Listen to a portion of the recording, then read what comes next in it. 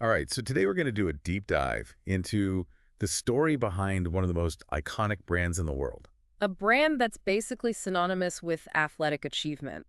Yeah, exactly. Nike. We'll be exploring Phil Knight's memoir, Shoe Dog. Which is a really fascinating look at the early days of the company. And what's so interesting about this book is just how Knight captures that raw early stage energy of building something from nothing, you know? It's really inspiring to see how he took this idea and turned it into this global phenomenon. It's 1962. He just finished up at Stanford Business School. And he's got this crazy idea, as he calls it. But it's more than just an idea, right? Yeah, he's got this real drive, this real passion to make his mark. You can tell that he's afraid of failing, like he needs to prove himself. And that fear is a huge motivator for him throughout the book. It keeps him going, even when things get super tough. And trust me, they get really tough. Oh, for sure. So let's rewind a bit. Back to his childhood in Oregon. Where his love for running was born. You can see how those long-distance runs kind of prepped him for the marathon of building a business. He even compares starting a business to something way riskier than gambling or even alligator wrestling. Seriously. Which is a pretty crazy analogy. So what was this crazy idea that Knight just couldn't shake? It all started with a paper he wrote at Stanford. He got really interested in the idea of importing high-quality but affordable running shoes from Japan. At the time, the market was dominated by German brands. Right, like Adidas and Puma. And his classmates were like, whatever. Typical business school kids. But his professor gave him an A for the paper. So maybe there was something to it. Yeah, Knight couldn't shake the idea. Even while he was working other jobs, it just stuck with him. He had this gut feeling that he could turn it into a real business. But instead of diving right in, he decides to travel the world. That's such a Knight move, though, isn't it? What was he thinking? Well, he wasn't just backpacking for fun. Although I'm sure he had some fun along the way. He was looking for inspiration, observing how people used and viewed shoes in different cultures. It's like he was piecing together a global puzzle one shoe at a time. Exactly. He even climbed Mount Fuji. Wow, talk about a side quest. All these experiences shaped his crazy idea, gave him a deeper understanding of what he was trying to do. And then boom, he lands in Japan. This is where it all starts to come together. He walks into the offices of Onitsuka Tiger, the company that would become his first partner. Imagine that a young guy from Oregon pitching to these seasoned Japanese executives. Especially just a few years after World War II. Talk about a high-pressure situation. You can totally feel that historical baggage. And to his surprise, they're actually interested. Knight's passion and his detailed plan won them over. They agree to a partnership. And he has to wire his dad for $50 to buy samples. Talk about bootstrapping. So he's got the shoes, he's got a partner. What's next? Enter Bill Bowerman. His former track coach at the University of Oregon. Wait, the Bill Bowerman? The one and only. The guy was obsessed with shoe design, right? Oh, yeah. He was constantly tinkering, trying to make shoes better and faster. So Knight brings him on board. They launched Blue Ribbon Sports, which would eventually become Nike. It was a match made in heaven. Knight, the business mind, Bowerman, the innovator. And don't forget that iconic waffle sole. That came from Bowerman messing around in his kitchen with his wife's waffle iron. True story. So Blue Ribbon is born. But those early days were tough. Financing issues, import-export regulations. Knight was even working as an accountant just to make ends meet.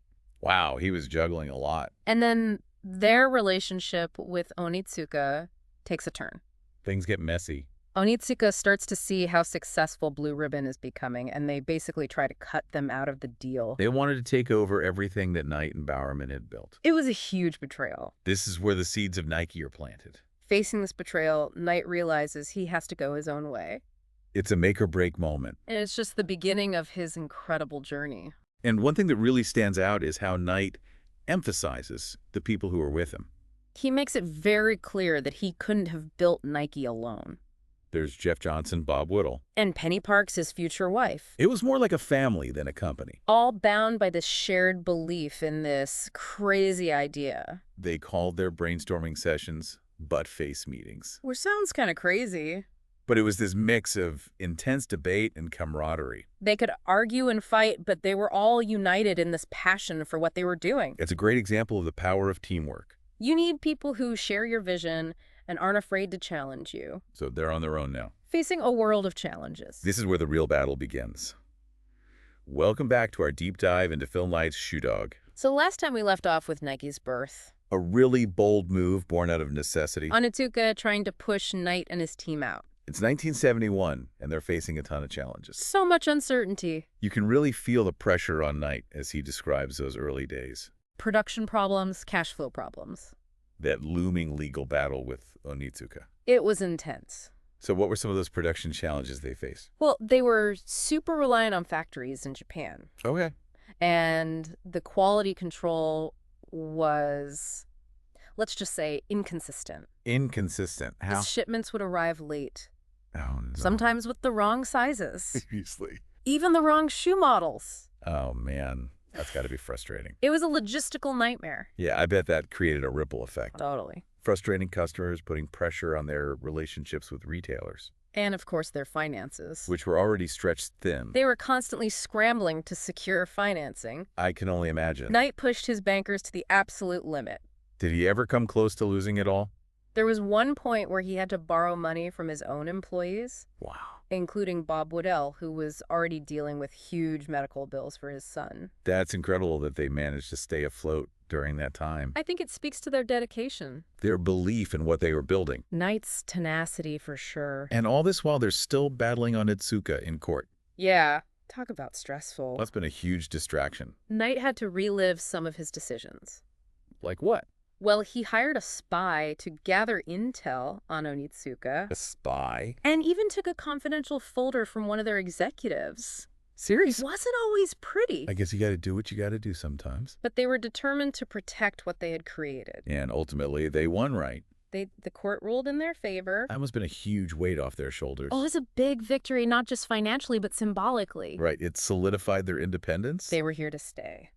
This is also when Knight brings in Rob Strasser, right? Yep. The young lawyer. He became a key player at Nike. Strasser was a force. I've heard stories. He was crucial in that win against Onitsuka. And then went on to shape Nike's future. Absolutely. So, legal wins secured, Yeah. but they're still dealing with those production and financial hurdles. Right. How do they turn things around? Yeah, what's the next step? Partnering with Nisho Iwai, Who are they? a Japanese trading company. Okay. This gave them access to better factories. So more reliable production. Essential for growth. I could see how that partnership would stabilize things. It did. It also provided some much-needed financial backing Okay. and helped them navigate the tricky world of international trade. But even with this new partnership, Knight was still pushing things to the limit, right? Oh, yeah. Operating on what he called the float. What's that? Basically juggling finances to keep everything moving forward. Sounds risky. It was, but it allowed them to maintain their momentum. And start making a real impact in the world of sports. This is when Nike starts to stand out. Not just for its products, but also for its marketing. And those athlete endorsements? They had a knack for finding athletes who embodied their rebellious spirit. Totally. They'd already signed Steve Prefontaine, The running icon. who defied conventions. But they also started working with other rising stars. Like who? Tennis player Jimmy Connors Oh, yeah? and the rebellious Romanian player Ili Nastis. They weren't afraid to embrace athletes who were a bit different, Exact. challenge the status quo. It fit perfectly with Nike's image. A brand for those who dared to be different. Those who wanted to push boundaries. They were looking for athletes who embodied that just do it spirit. Even before it became their iconic slogan. Speaking of pushing boundaries, let's talk about some of those innovative products. What stands out to you? Well, besides the waffle sole, Of course. there was the Cortez. One of their most popular running shoes. It was everywhere. A game changer, for sure. And they weren't afraid to experiment and take risks, even if it meant setbacks. Like what? The Tailwind. Ah, yes. It was marketed as this revolutionary design, It generated a ton of buzz, but it had some flaws. leading to a recall. That could have been a PR disaster. It could have, but they handled it well. They were transparent about the issue, owned their mistake, and focused on making things right. That approach probably strengthened people's trust in the brand, It showed that they were committed to innovation. even if it meant making mistakes along the way. It's that fail fast mentality. Learn from setbacks and keep improving. Valuable lesson. So they're growing, they're innovating, but still wrestling with those financial challenges. Right. They never really went away. And things came to a head in 1975. When they were on the brink of financial ruin, Seriously. they had a massive debt to Nisho Iwai. How much were we talking? $1 million. And they didn't have the cash on hand? It was a scary time. So how did they get out of that mess? A few things came together, but the biggest was the loyalty of Nishoiwai. They stuck with him, They believed in Nike's potential. even though it was a huge risk, They extended their credit line. giving them some breathing room. It was a lifesaver. That's incredible that they had that kind of support, It shows the power of strong partnerships. trust and loyalty. Essential in tough times. So they weathered that storm, but I bet the pressure was still on. To grow, to keep pushing forward. Is this when Knight starts thinking about taking Nike public? He realizes that they need a big influx of capital, To compete globally. and going public could provide that. But he wasn't super keen on the idea, right? He valued independence and control, I can imagine it was a tough decision. but he knew it was necessary. So they decided to move forward with the IPO. And embark on a whirlwind roadshow, What was that like? traveling across the country, pitching to investors. Grueling, I bet. They're also exciting. Any good stories from the roadshow? Knight shares some hilarious anecdotes in the book. Like what? At one point, his CFO, Del Hayes, had a few too many cocktails Oh no. before a presentation. That sounds bad. He told the bankers that the entire Nike team was chronically unemployable. You're kidding. True story. Classic. It's a good example of the humor they had. Even in high-pressure situations? They didn't take themselves too seriously. So the roadshow was a success. They set an IPO price. Everything seemed to be falling into place. But then another curveball. The U.S. government hits them with a massive bill. For what? Back taxes. How much? $25 million. Oh my God. What happened? It was all thanks to this thing called the American selling price, What's that? an old trade law that basically inflated the value of imported goods. So it made them less competitive. It turns out Nike's American rivals had been lobbying the government To impose this law. as a way to stifle Nike's growth. That's messed up. Classic David versus Goliath. How did Knight respond? He wasn't backing down. Not a chance. He saw this as another battle to fight. He rallied his team, right? He enlisted the help of Senator Mark Hatfield from Oregon Okay. and launched a campaign to challenge the American selling price. It's amazing how many obstacles Knight faced. It seemed like every time they took a step forward, something tried to knock them back. But he never gave up. That's the key takeaway here, I think. Persevere. Even in the face of adversity, you can find the strength to keep fighting. So they're battling the government, dealing with the pressures of going public. And on top of all that, Knight's still dealing with personal challenges. Right. He's very open about the toll his ambition took on his family. It's a reminder that success often comes at a price. Finding balance is a lifelong journey. So last time we were talking about how Nike was facing this massive tax bill from the U.S. government, Right on the verge of their IPO. thanks to that outdated American selling price law. A real blow. But Knight wasn't about to back down, was he? Nope. He saw it as another challenge to overcome. Another David versus Goliath situation. Exactly. He was ready for a fight. And he wasn't alone. He had Senator Mark Hatfield from Oregon on his side. Okay. They traveled to Washington, met with politicians, argued passionately that Nike was creating jobs, innovating, competing globally Wow, he was really fighting for his company? for everything it stood for. Not just about the money. No, it was about proving that a company built on hard work and innovation could succeed. Against all odds. Exactly. And all this while preparing for the IPO and managing a rapidly growing business. Yeah, he was constantly on the move. Must have been exhausting. He was going from meetings with lawyers and politicians to brainstorming sessions with his team. About new shoe designs, marketing strategies. The guy was a machine. And he was still dealing with personal challenges too, right? He was very open about the strain his ambition put on his family, Miss those moments with his sons. the challenges in his marriage. It's a reminder that success isn't always easy. There are sacrifices involved. So back to that fight against the American selling price. Did they win? They did. After a long, hard-fought campaign, the government finally dropped the charges. Wow, what a relief. It cleared the way for their IPO. A validation of all their efforts. Absolutely, but it also left a lingering sense of frustration. Yeah, they shouldn't have had to go through that. It showed how far some companies would go to crush the competition. It's a reminder that the business world can be tough. Even when you're doing everything right. You might face obstacles that seem unfair. But Knight's story is a reminder to persevere. To believe in your vision? You can overcome anything. So the IPO finally happens. December 1980. What was the outcome? A huge success. How much did they raise? $35 million.